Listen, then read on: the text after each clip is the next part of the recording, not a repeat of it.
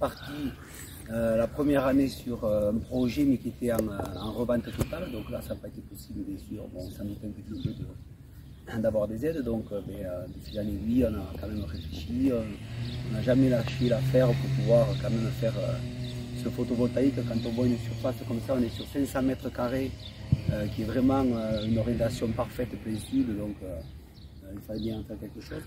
Et puis, lors d'une discussion avec Jean-Luc et Xavier Laporte, qui nous a amené l'idée de cette fameuse autoconsommation collective qui n'existait donc nulle part ailleurs, qui n'existe d'ailleurs toujours pas encore sur le département, puisqu'on est le premier à l'avoir mis en service, puisque c'est en service ça depuis le mois de mars de cette année. Donc ça fait pratiquement 2 mois que l'installation tourne. Donc voilà, lors d'une discussion autour d'un verre, l'autoconsommation collective est apparue et donc on a creusé et on a de fil en aiguille suite après une première réunion, je me rappellerai toujours, avec Olivia Garon, qui était la spécialiste de l'autoconsommation collective et qui en savait en fait comme nous.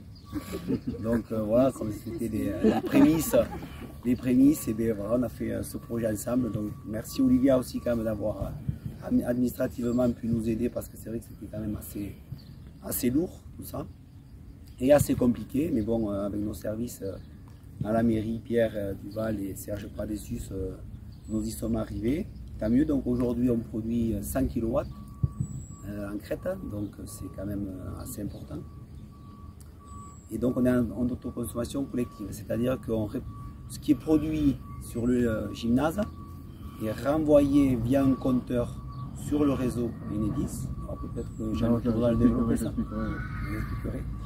Donc voilà, donc nous on a établi 6 sites de consommation, donc dans un rayon de 2 km. Donc on a mis les thermes pour 60% de la consommation, de la production du gymnase.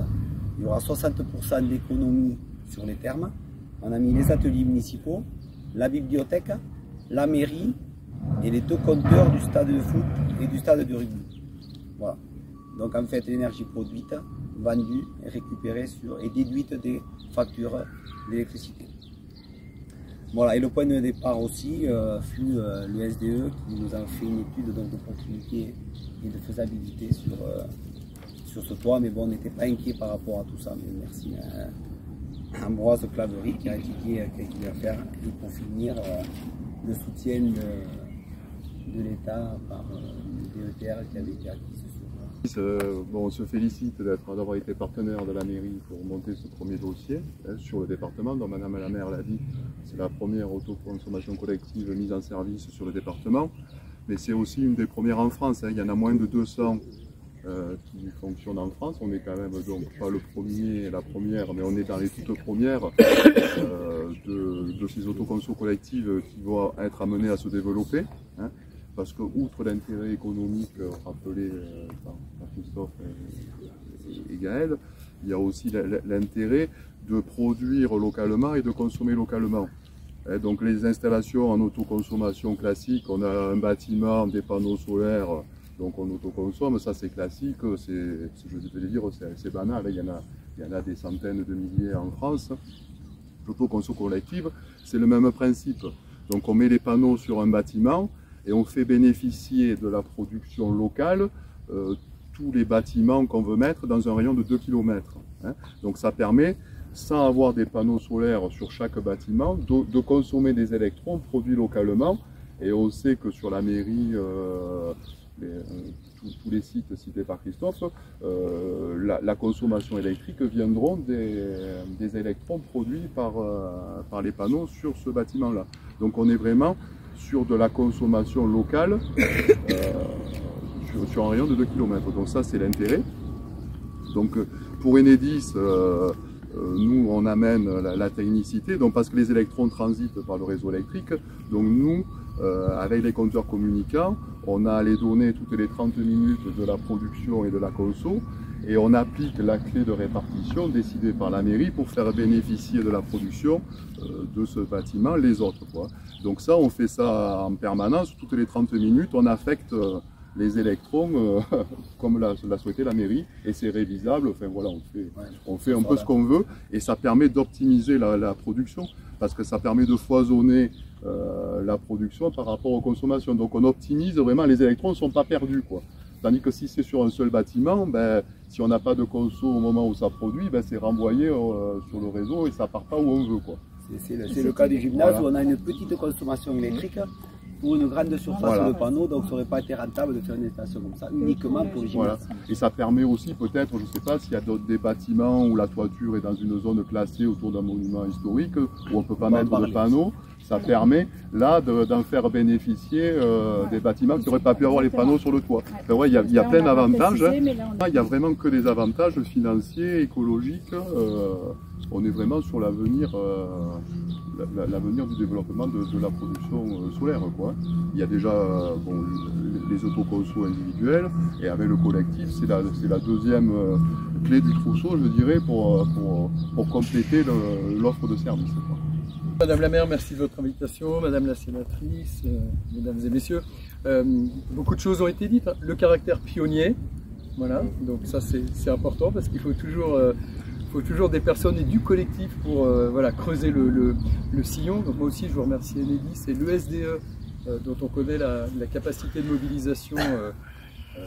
Quand je pense au SDE, je pense à parler des délais tout à l'heure, la façon en temps record dont vous êtes mobilisés sur le front vert, ce qui nous permet d'être dans les bons élèves aussi de la région et d'en avoir après.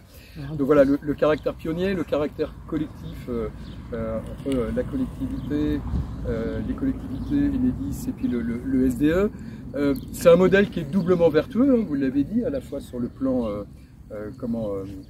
environnemental et le plan économique, avec une durée de retour sur investissement qui bat tous les records de ce qu'on a d'habitude.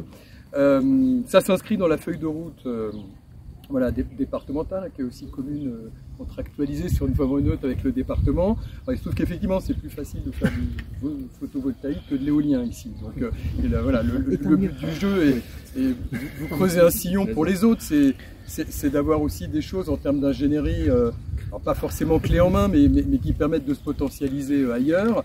Et vous le soulignez, hein, tout est à inventer dans les modèles de portage, hein, public, privé, collectif, associatif, coopératif. Je pense que c'est des outils qu'on ne creuse pas assez en termes de politique publique. Voilà. Et alors moi, je formule un vœu. Alors oui, merci d'avoir souligné l'investissement. On fonctionne par priorité, on fonctionne aussi intelligemment, je leur dis à chaque fois devant la conseillère départementale, dans la complémentarité de nos fonds vis-à-vis des communes. Le modèle, il est doublement vertueux. Alors moi, j'appelle à ce qu'il soit triplement vertueux, parce qu'on a un vrai enjeu des usages de l'énergie, des usages des fluides, de l'eau. Je trouve que là, on est au cœur d'une cité scolaire. Voilà. Donc voilà, si effectivement, au-delà des articles, il pouvait y avoir un tout petit peu de pédagogie, moi je trouve génial de savoir que la bibliothèque est chauffée à partir d'ici, de savoir que les thermes, je sais qu'il y a un sujet énergie sur les thermes, voilà, sauf qu'il ne faut pas qu'on soit que 20 à le savoir. Je pense que chaque usager de la bibliothèque, du gymnase, les gamins, les jeunes comme les plus jeunes, voilà, savoir ça parce qu'on a un vrai enjeu d'usage. Si on prend la question de l'eau aussi, on le sait très bien, on a eu un usage d'abondance, aujourd'hui on a un usage qui doit être beaucoup plus raisonné.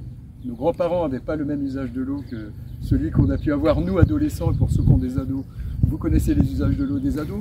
Donc sans être dans de la coercition, je pense que la pédagogie est importante. Donc il pourrait être triplement vertueux si en plus voilà, il permet une chaîne pédagogique. Donc en tous les cas, bravo, nous vous m'avez fait un petit appel du pied, il y aura des bonnes nouvelles sur les suites pour la steppe et les autres projets végétalisation notamment. Voilà, puisque la commune ne se contente pas d'ici, il y a un vrai projet environnemental. Donc voilà, les nouvelles viendront à leur temps, mais elles seront plutôt bonnes. Voilà, donc merci, et puis surtout bravo, et j'espère que ça fera Flores avec à la fois Enedis et surtout le SDE et les autres communes. En tous les cas, on sera à disposition. Alors, pour essayer de faciliter, pour essayer d'accélérer. Et vous soulignez, Madame la sénatrice, l'ABF, on en parlait en aparté, effectivement, on se doit de tenir les deux bouts, à la fois la possibilité de développer des énergies non renouvelables et la préservation de sites classés. Les choses évoluent toutefois, puisque sur la période depuis le début de l'année, il y a eu autant d'autorisations ABF pour du photovoltaïque que sur l'ensemble de l'année dernière, tout en respectant les fourches codines. Donc voilà, les choses, certains diront c'est pas assez vite, en tous les cas ça bouge un petit peu, voilà, dans le bon sens. Merci et bravo en tous les cas, merci beaucoup.